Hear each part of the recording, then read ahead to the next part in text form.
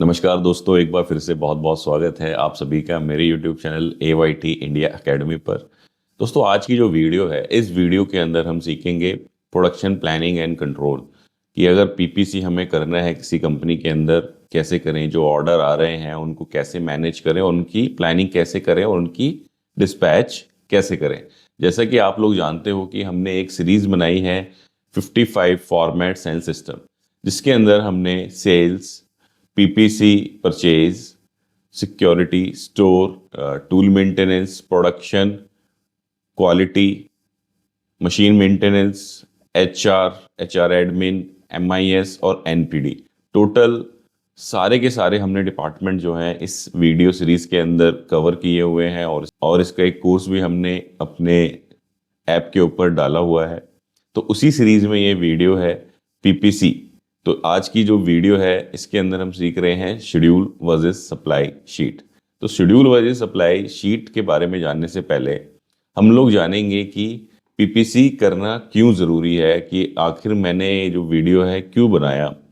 दोस्तों, हमने अक्सर ये देखा है कि हमारी जो सप्लाईज हैं वो टाइम पर नहीं जा पाती। उसका सबसे बड़ा रीज़न ये होता है कि हम उनको तरीके से ट्रैक नहीं कर पाते। हमारे पास ये नहीं होता कि कितने ऑर्डर्स आ रहे हैं या कितने शेड्यूल्स आ रहे हैं, उनको हम कहीं अपडेट कर रहे हो। उसके बाद में अगर हमने चलो अपडेट कर भी लिया, तो उसके अगेंस्ट में हमने कितना प्लान किया कि हमने डेट वाइज कितना बनाना है या कस्टमर ने डेट वाइज कितना डिस्पैच मांगा है, और जो कस्टमर ने रिक्वायरमेंट करी है या हमने जो प्लान किया है उसके अगेंस्ट में हमारा प्रोडक्शन कितना हुआ और उसके अगेंस्ट में हमारा डिस्पैच कितना हुआ और अभी हमारा कितना बैलेंस रहता है। तो ये सारी की सारी जो चीज़ें हैं ये हमने इस पीपीसी वाली शीट के अंदर कवर की हुई हैं। आपकी स्क्रीन के ऊपर अभी जो पीपीसी शीट है हमारी, शेड्यूल वर्सेस सप्लाई या पीपीसी मॉनिटरिंग शीट, वो आ चुकी है। तो इसके हेड्स क्या क्या हैं, जिससे कि आप लोग समझ पाएँ कि इसकी क्या अहमियत है। तो दोस्तों, सबसे पहले जो है हमने यहाँ पर क्या डाला, प्रोडक्ट की डिटेल डाली कि भाई मेरा क्या आइटम है जो कस्टमर ने, जिसका ऑर्डर दिया, जिसका डिस्पैच जाना है। तो जैसे यहाँ पे हमने blue indicator, red indicator, 4 step single module, 5 step double module, तो ऐसे करके हमने अपने प्रोडक्ट का जो नाम है या उसका कोड है यहाँ डाल देना है। देन कस्टमर आ गया कि किस कस्टमर का है। उसके बाद आ गया ऑर्डर नंबर या पीओ नंबर कि भाई ये जो है, जो ऑर्डर है हमारा 123 ऑर्डर नंबर का है, ये 1245 का है, ये 1445 का है। क्योंकि कस्टमर हो सकता है कि हमें एक पीओ दे दे अगले 3 महीने के लिए या 6 महीने के लिए, और उसमें हमें बोले कि इस महीने मुझे इसके अंदर 5000 क्वांटिटी चाहिए, इसमें 7000 चाहिए, अगले महीने में 5000 चाहिए।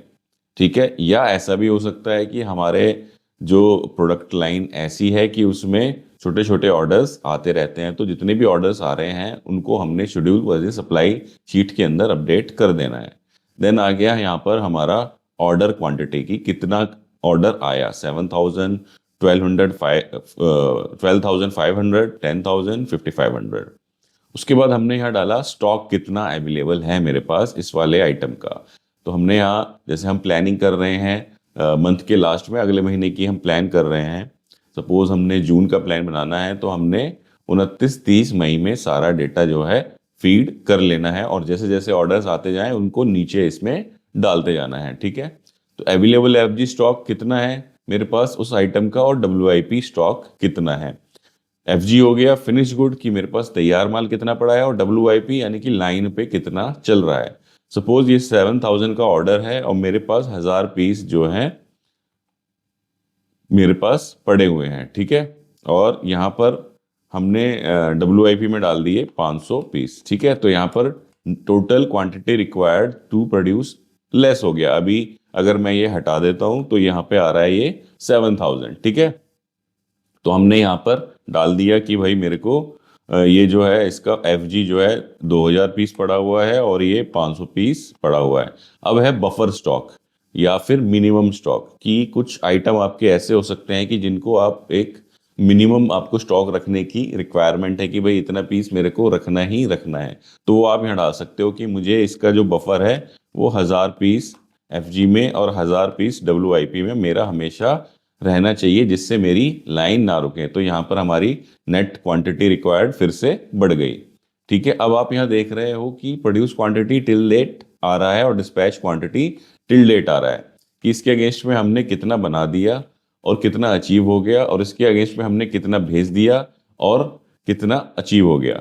वो कहाँ से आ रहा है, हमने यहाँ पर ये कॉलम्स बनाए हुए हैं प्लानिंग के। ठीक है, कि ये सपोज हम यहाँ पर प्लान करके चल रहे हैं कि 500 पीस मुझे यहाँ बनाना है, 500 मुझे यहाँ बनाना है, इस तरीके से मैंने प्लान कर लिया। ठीक है, अब इसके अगेंस्ट में कितनी प्रोडक्शन हो रही है वो मैं यहाँ डाल रहा हूँ। जैसे 500 के अगेंस्ट में मेरी यहाँ 500 हो गई, 500 के अगेंस्ट में 460 हुई, और यहाँ पे 500 के अगेंस्ट में मेरी 350 हुई। ठीक है, ऐसे ही मैंने डिस्पैच का प्लान कर लिया कि इस दिन मेरे को 450 पीस भेजने हैं, इस दिन मेरे को 350 पीस भेजने हैं, और इस दिन मेरे को 300 पीस भेजने हैं। अब इसके अगेंस्ट में मैं कितना कितना मटेरियल भेज रहा हूँ वो मुझे यहाँ पर अपडेट करना पड़ेगा।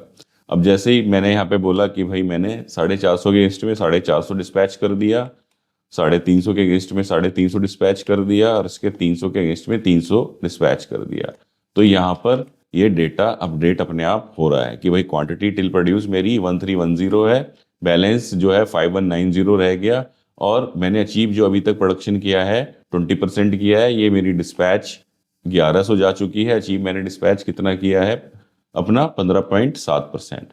तो इस तरीके से आप नीचे तक इसमें अपने जितने भी प्रोडक्ट हैं उनको यहाँ पर आप प्लान कर सकते हो, जिससे कि आपको दिक्कत ना हो और आप प्रोडक्शन के शेड्यूल को, प्रोडक्शन की प्लानिंग को सही ढंग से कर पाओ। तो जैसे आपने ये फॉर्मेट देखा, इसी तरीके से हमने टोटल 55 फॉर्मेट कह सकते हैं या 55 सिस्टम, क्योंकि एक सिस्टम में 2 से 3 फॉर्मेट भी हो सकते हैं, वो हमने तैयार कर रखे हैं। और ये मास्टर चेकलिस्ट पूरी की पूरी मेरी तैयार है। अब आपको कोई भी यहाँ पे फॉर्मेट खोलना है, जैसे मेरे को सेल का प्रोडक्ट मास्टर लिस्ट खोलनी है, तो हमने यहाँ पे गए तो मेरी प्रोडक्ट मास्टर लिस्ट खुल के मेरे सामने आ जाएगी। तो सारा का सारा क्या है, आपस में लिंकेज है।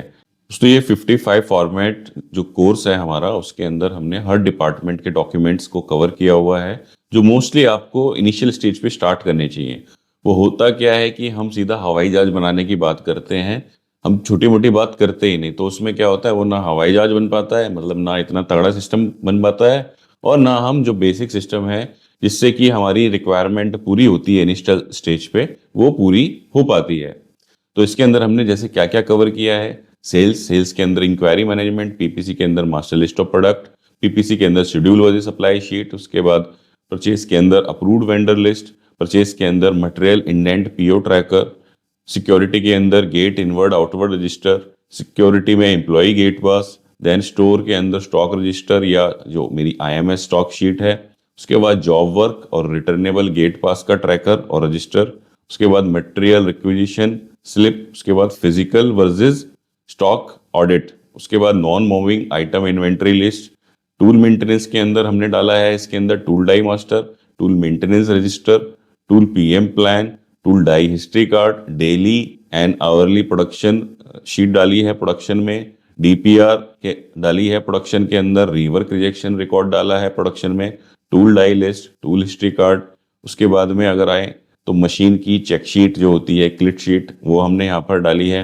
कंट्रोल प्लान जो प्रोडक्ट को बनाने के लिए हमें चाहिए, क्वालिटी का प्रोसेस कंट्रोल शीट, क्वालिटी का कस्टमर कंप्लेंट रिकॉर्ड शीट और उसका कापा का सिस्टम, इंस्ट्रूमेंट का कैलिब्रेशन का रिकॉर्ड, उसकी मास्टर लिस्ट। उसके बाद में हमने यहाँ पे इन प्रोसेस इंस्पेक्शन का फॉर्मेट, फाइनल इंस्पेक्शन का फॉर्मेट, फाइनल इंस्पेक्शन और रिजेक्शन और पैकिंग का रिकॉर्ड, डेली बेस पे रिजेक्शन का analysis record, red analysis, machine breakdown, tool breakdown intimation slip, machine breakdown register और उसके history card with MIS. Then मेरा मशीन मास्टर लिस्ट आ गया, machine CLIT sheet, preventive maintenance plan, preventive maintenance check sheet, spare part planning. उसके बाद HR में बात करें तो employ master, attendance MIS and payroll, GD job descriptions, उसके बाद डेली वर्क मैनेजमेंट, उसके बाद induction training programme, skill matrix, training plan and record, 5S से रिलेटेड जितने भी डॉक्यूमेंट्स होते हैं, जो वो 5S का जोन लीडर हो, 5S की ऑडिट चेक शीट हो, 5S की पीपीटी हो, वो सारी चीज़ें। फिर उसके बाद आ गया फायर फाइटिंग सिस्टम जो होता है हमारे प्लांट के अंदर, उसका ऑडिट का सिस्टम, उसका रिव्यू का system, dispatch register, daily cell register, accounts के अंदर डेली एक्सपेंस, परचेज और पेटी कैश एंट्री जिससे कि आप एक्सपेंस की MIS निकाल पाओ, daily MIS record, new product development sheet और उसके बाद हमने डाली है प्रोडक्ट कॉस्टिंग शीट। तो इस तरीके से इसमें total 55 plus formats and systems हैं। अब इसके मैं सारी वीडियोस बना रहा हूँ जो धीरे धीरे आपने मेरे यूट्यूब चैनल पे आपको दिख भी रही होंगी। तो एक तरीका है आप वहां से देख करके सारा बना लो, ठीक है। दूसरा तरीका क्या है कि हमने इसका एक कोर्स बना दिया है, 55 Excel format and system to run a company के नाम से एक कोर्स आपको मिलेगा, जिसका लिंक आपको डिस्क्रिप्शन में दिख रहा होगा, नीचे भी दिखाई दे रहा है, या फिर आप हमारी जो वेबसाइट है www.learn.aytindia.com पर भी जा सकते हो। यहाँ पर आप जाओगे तो आपको इस तरीके से आपको कोर्स हमारा दिखाई देगा, 55 Excel formats and systems to run a manufacturing plant, जिसके अंदर आपको जितने भी डिपार्टमेंट हमारे होते हैं, चाहे वो मेरा सेल्स डिपार्टमेंट है, PPC है, परचेज है, प्रोडक्शन है, quality, store, tool maintenance, machine maintenance, HR admin, accounts, MIS, सारे के सारे जो डिपार्टमेंट्स के अंदर होने वाले फॉर्मेट सिस्टम्स हैं वो आपको मिल जाएंगे, ठीक है। इसके अंदर हमने क्या किया है, मोर देन लगभग हमने 60 से लेके 70 तक टोटल ट्रेनिंग कंटेंट अगर मैं बात करूं, जिसके अंदर फॉर्मेट्स भी हैं, जिसके अंदर वीडियोस भी हैं, ठीक है, वो सारी चीजें हमने यहाँ पर डाली हुई हैं। जैसे ये प्रोडक्शन प्रेस शॉप का ये है, इसी के अंदर फर्दर वीडियो भी मिलेगी आपको, सारी चीजें मिलेंगी। इस तरीके से हमने सारा का सारा यहाँ बना करके डाल दिया है, store, MIS, HR admin, HR videos. तो ये जितने भी डिपार्टमेंट्स हैं सबके यहाँ पर आपको डेटा पूरा का पूरा तैयार मिलेगा, आपने बस जाना है और कोर्स को बाय करना है। तो आप वन टाइम में अपनी कंपनी के अंदर पूरा का पूरा सिस्टम इंप्लीमेंट कर सकते हो। एक एक फॉर्मेट को समझाया गया है कैसे आपने यूज करना है। अदरवाइज दूसरा तरीका आप जानते ही हो, जो मेरे चैनल के ऊपर वीडियो पड़ी हुई है, आप उनको वीडियो को देखो और आप अपनी कंपनी के अंदर देख देख के एक एक फॉर्मेट का सिस्टम लगाओ। उम्मीद है दोस्तों वीडियो आप लोगों को पसंद आई होगी। वीडियो अगर पसंद आई है तो वीडियो को लाइक करना ना भूलें, और चैनल पे पहली बार आए तो चैनल को सब्सक्राइब कर दें, और साथ ही साथ शेयर करें वीडियो ज्यादा से ज्यादा लोगों के साथ, ताकि ज्यादा से ज्यादा लोगों तक ये जानकारी पहुंच सके। धन्यवाद।